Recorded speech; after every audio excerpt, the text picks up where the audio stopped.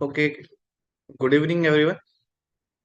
So, in the last class, we discussed about the triangle law of addition and the resultant of the two vectors, and it was done using the parallelogram law of vectors. And in this class, we will be discussing some special cases, some special conditions of the addition of the two vectors. In the last class, we discussed that suppose that we have two vectors.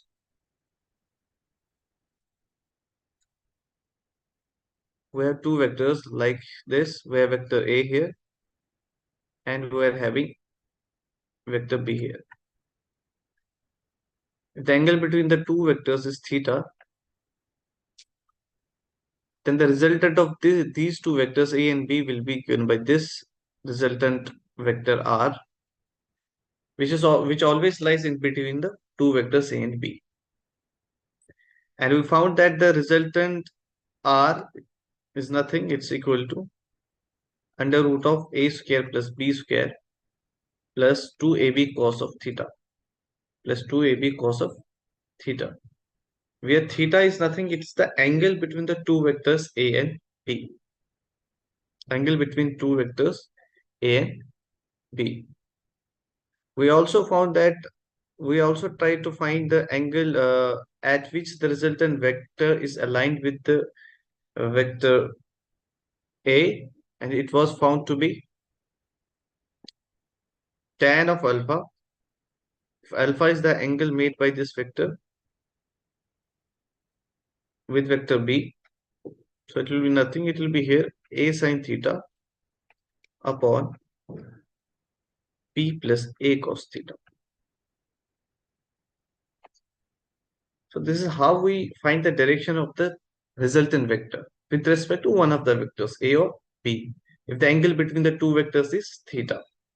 Now let's try to explore some special cases of the resultant of the two vectors. Let's suppose that angle between the two vectors is 0 degree. Theta is 0 degree. If theta is equal to 0 degree, then R is nothing. It's equal to under root of A square plus B square plus 2AB cos of theta, or 2AB cos of 0 degree. And we know that cos 0 degree is nothing, it's equal to 1. So our resultant vector will be equal to A square plus B square plus 2AB. We can write it as A plus B whole square. And this root and square will get cancelled and we'll be left with A plus B only. So it means that if we have two vectors like A vector here in this direction and B vector, angle between these two vectors is 0 degree. What does it mean? The angle between the two vectors is 0 degree. We have studied this in the last lecture, that the two vectors are parallel to each other. They are parallel to each other. The angle between these two vectors will be nothing, it will be 0 degree. Then the resultant of these vectors is nothing, it's A plus B, means we have to just add the magnitude of A vector and the magnitude of B vector. And similarly, if the angle between the two vectors is 180 degree or pi, means the two vectors A and B vector are anti-parallel. A and B vector are anti-parallel to each other. The angle between these two vectors is nothing, it's 180 degree or pi. In that case, what happens is that resultant will be given as under root of A square plus B square plus 2AB cos of 180. 2AB cos of 180. And we know that cos of 180 is nothing, it's equal to minus 1. Cos 180 is nothing, it's minus 1. We'll substitute the value of cos 180 in this equation. We'll get A square plus B square minus 2AB cos of theta. Minus 2AB cos of theta, that is cos 180 is minus 1. So we'll be getting A square plus B square minus 2AB. We can rewrite it as a minus b का whole square. A minus b का whole square. Square and root will get cancelled. We'll be left with a minus b. So this is the resultant of the two vectors. The two vectors are anti-parallel to each other. It's just the subtraction of the magnitudes of the two vectors. And third case is, suppose that theta is equal to pi by 2 or 90 degree. Angle between the two vectors is pi by 2 or 90 degree. It means that the two vectors are like this.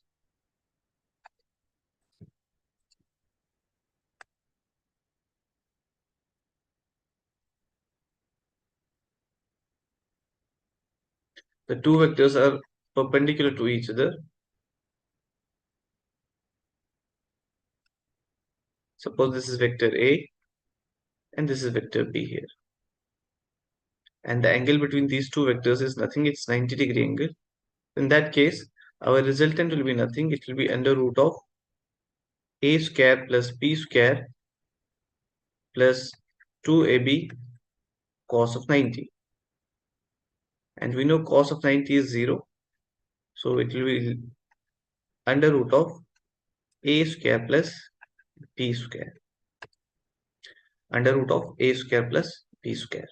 So this will be the resultant of the two vectors.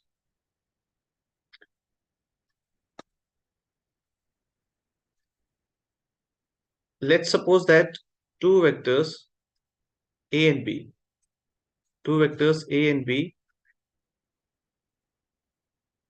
of same magnitude. Two vectors a and b of same magnitude at an angle of theta. At an angle of theta. It means that suppose that we have two vectors like this. This is vector A. And we have another vector like this. This vector P. But the magnitude of both these vectors are equal. Means mod of A vector is nothing. It's equal to mod of B vector. And these two vectors are at an angle of theta.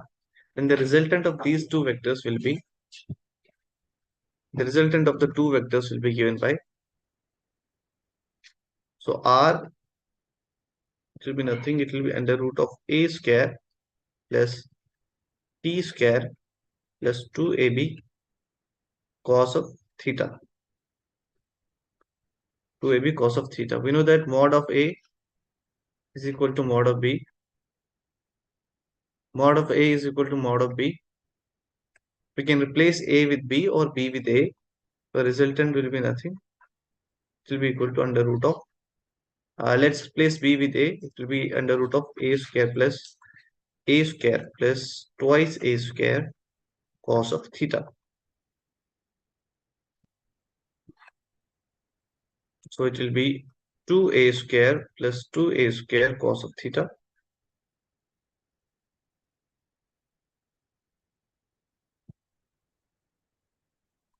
So r will be nothing. 2a square will be common. 2a square will be common here. Plus 1 plus cos of theta. Plus 1 plus cos of theta. We know cos of theta, cos of twice theta is equal to 2 cos square theta minus 1. This is one of the important property of trigonometric property or trigonometric equation relation, that cos of 2 theta is always equal to 2 cos square theta minus 1. Or we can say that cos of theta will be equal to 2 cos square theta by 2 minus 1. And from here, we'll get 1 plus cos theta equal to 2 cos square theta upon 2. We can replace 1 plus cos theta with 2 cos square theta upon 2 in this equation. So it will be left with twice a square multiplied by we have to 1 plus cos theta, it will be 2 cos square theta, yes. So it will be twice a square multiplied by 2 cos square theta by 2. Okay. So a square and square root of the a square will get cancelled. Will be left with a, and 2 into 2 will be 4, and square root will be 2, and square root of square and root of cos square theta by 2 will also get cancelled. Will be left with cos theta by 2 only. So our resultant comes out to be 2a cos theta by 2. It means that if we have two vectors of equal magnitude, if we have two vectors of equal magnitude and they are at an angle of theta, if we have two vectors of equal magnitude, they are at an angle of theta, then the resultant between the two vectors is nothing. It's twice the magnitude of one of the vectors and cos theta by 2, where theta is the angle between the two vectors. So this is a very important relation that you need to remember. And the condition for this relation is that if we have two vectors having same magnitude a and b, but these two vectors are at an angle of theta, then the resultant of these two vectors is given by 2a cos theta by 2. So this is a very important relation. It's very frequently used in solving different numerical problems in physics.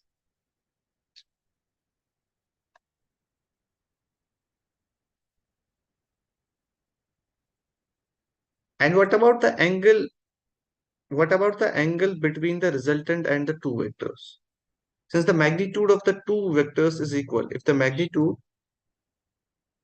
mod of A is nothing, it's equal to mod of B, mod of A is equal to mod of B, then the resultant will be always at an angle bisector of the two vectors. The resultant will always bisect the angle between the two vectors. So this is A vector here. This is B vector here. And this is the theta. The resultant will be always in such a way that it will always bisect the two angles provided the magnitude of the two vectors are equal. So this is how the resultant will be. So it means that this angle will also be theta by 2, and this angle will also be theta by 2.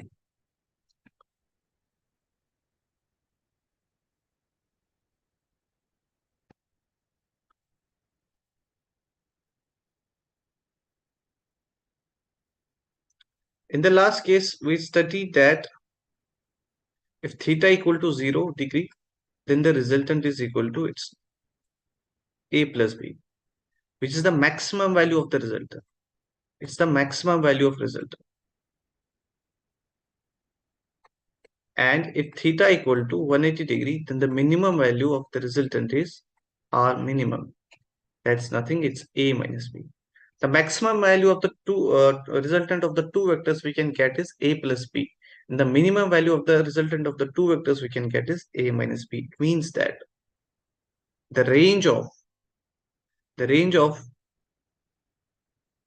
resultant of the two vectors always lies between A minus B and A plus B.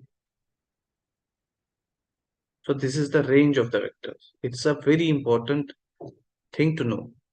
The range of the resultant of the two vectors will always lie between A minus B and the A plus B. So resultant will always lie between the A minus B and A plus B. A minus B and A plus B both included.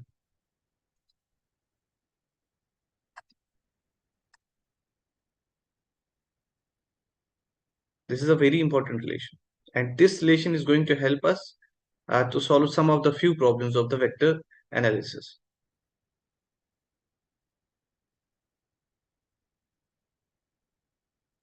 Let's try to solve this question. What can be the resultant of two vectors A and B of magnitude 3 Newton and 5 Newton? So we have two vectors. One vector is A, and its magnitude mod of A is given as 3 Newton.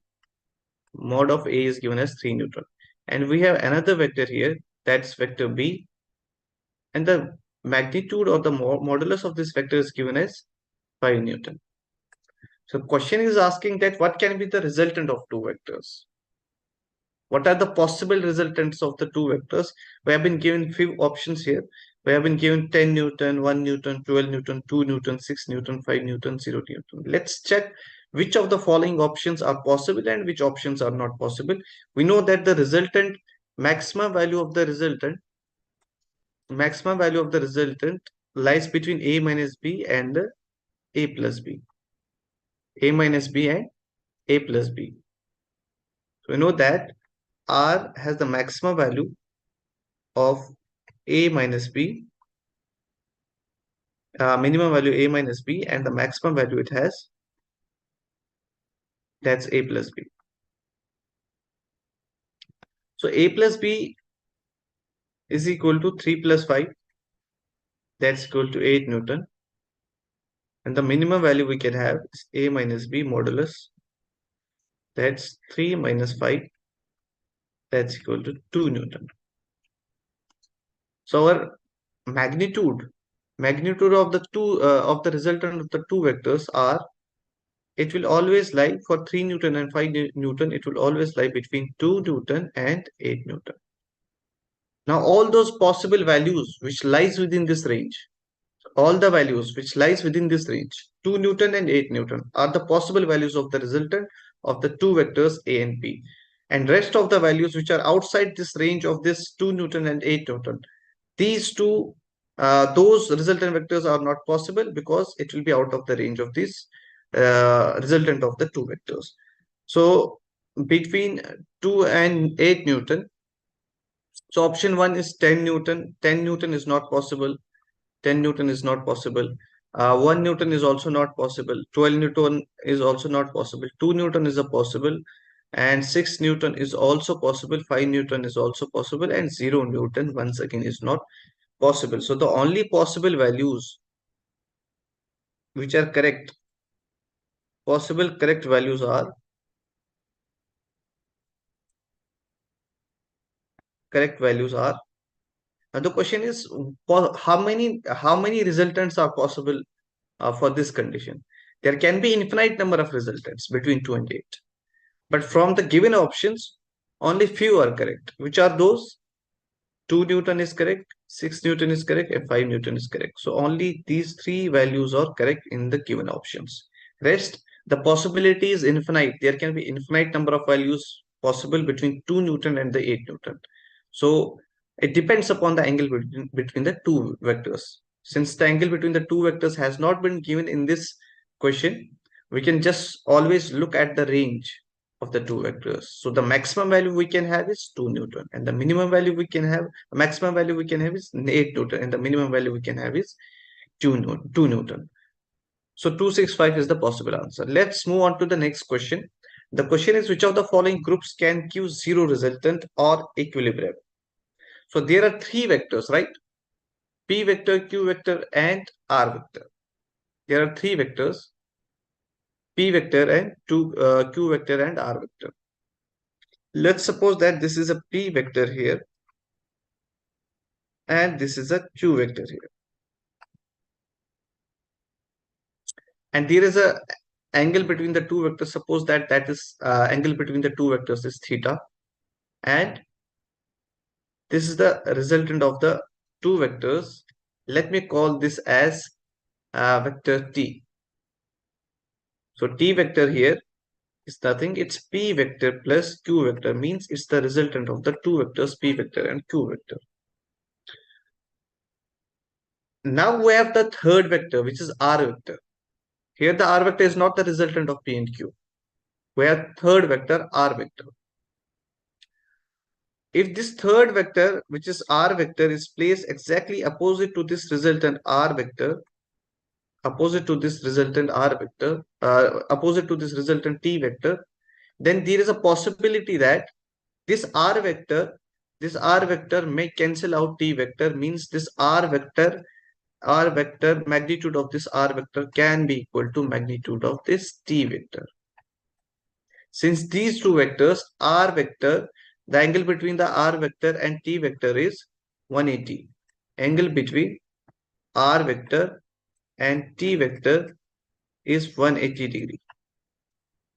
So the resultant r vector plus t vector will be given as, we know that if the two vectors are anti-parallel or opposite to each other, the resultant is given by the subtraction of the two vectors, means r minus t. So the resultant will be only 0 when r is equal to t. R is equal to t. Or we can say that the r vector should lie within the range of this t vector. If this r vector lies within the range of this t vector, then there is a possibility that the resultant can be 0. Otherwise, it's not possible. If the magnitude of r vector lies within the range of t vector, then only it's possible that the resultant of the three vectors p, q, r vector gives a 0 vector or null vector. So let's try to explore which options are possible and which options are not possible. In the case 1, we have been given as p vector and q vector. That's 2 Newton. P vector has magnitude of 2 Newton and q vector has magnitude of 4 Newton. So what is the maximum value, maximum range possible for this resultant? That's t. The maximum range that's possible, it's 4 minus 2, that's 2, and 4 plus 2, that's 6 Newton. So any value between 2 and 6 Newton is possible for the resultant of the p vector and the q vector.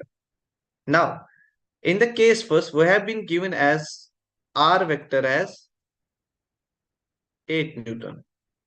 R vector as 8 Newton. Now we can clearly see that this 8 Newton does not lie within the range of this t vector that's between 2 and 6 Newton. So it's not possible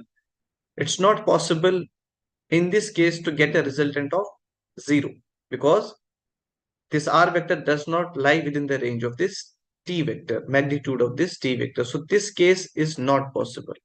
This case is not possible at all. Let's look at the second case. Case second. In case 2, p vector is given as 12 Newton and the q vector is given as 10 Newton. That's the magnitude of these two vectors. It's a modulus of q and modulus of p, and the magnitude of r vector is given as 23 Newtons. Mod of r is given as 23 Newtons. So the maximum value of p vector and q vector we can have is the range of p plus q vector is, it will be 12 minus 10, that's 2, and 12 plus 10, that's 22. Once again, this r vector modulus vector does not lie within the range of p plus q. Once again, this is not going to give a resultant equal to 0. So this combination of the p, q, and r can never give us the resultant equal to 0. So case second is also not possible. Let's try to see case third. 1 Newton, 2 Newton, and 3 Newton. P is given as 1 Newton and Q is given as 2 Newton, and R vector, magnitude of R vector is given as 3 Newton.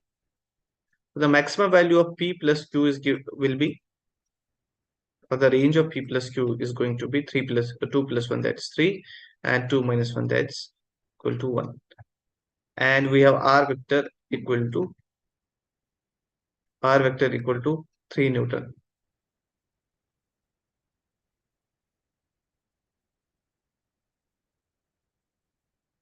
So we can clearly see that this r vector, the resultant of this vector, lies within the magnitude of p plus q. So this is a possible value, that this vector can give us the resultant, the total resultant of the three vectors as equal to 0, or the equilibrium situation will be there.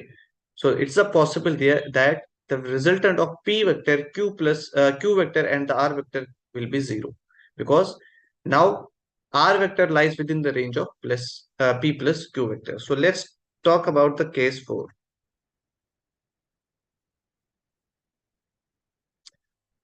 P vector is 8 Newton, Q vector is 1 Newton, and R vector is 2 Newton.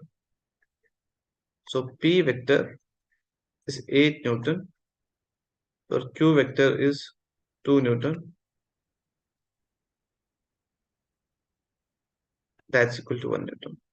Once again, the range of this P vector plus Q vector, that's going to be between P plus Q. So it will be 8 minus 2, that's 6, and A plus 2, that's 10.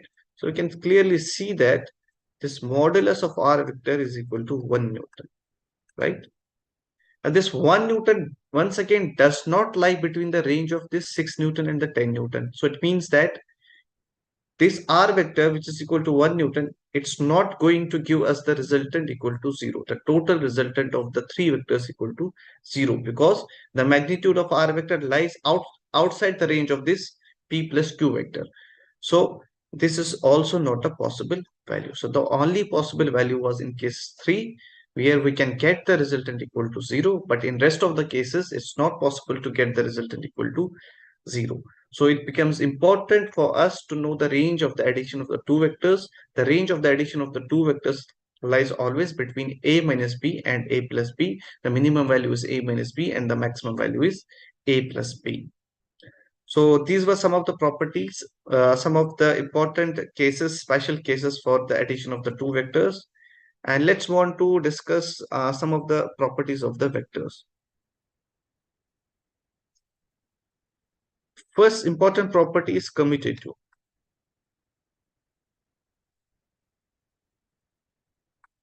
Commutative property.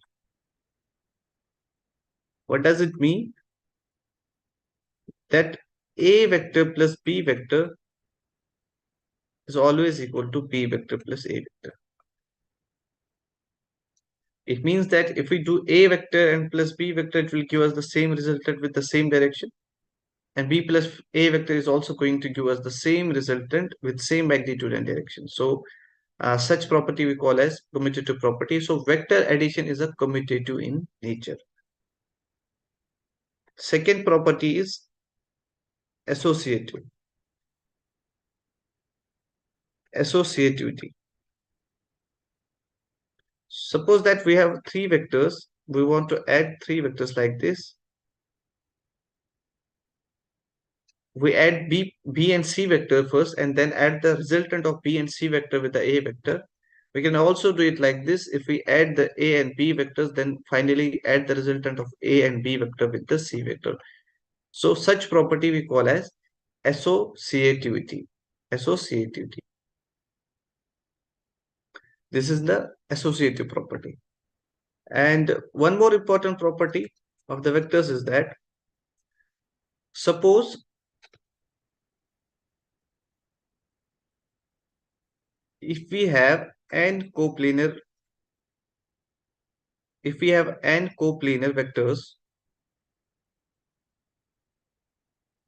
n coplanar vectors of same magnitude,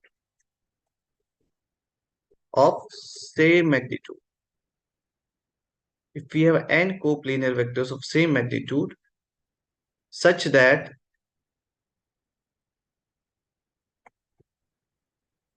the separation between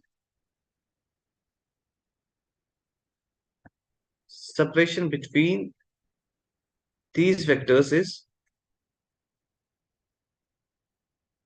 is 360 upon n. 360 upon n. Then resultant of such vectors will be always 0. The resultant of such vectors will always be 0.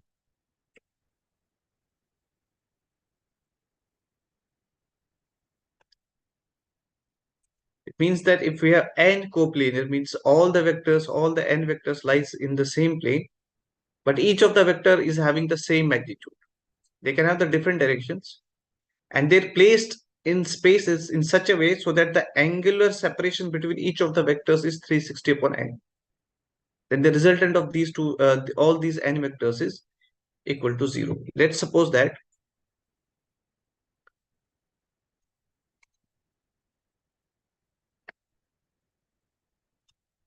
we have three vectors like this.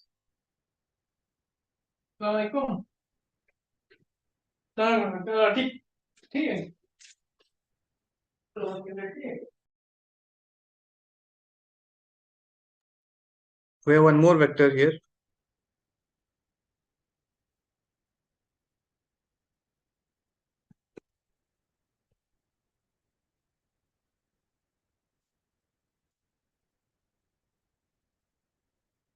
These are the three vectors, and suppose the magnitude of these three vectors is equal. This is A vector, this is B vector, this is C vector.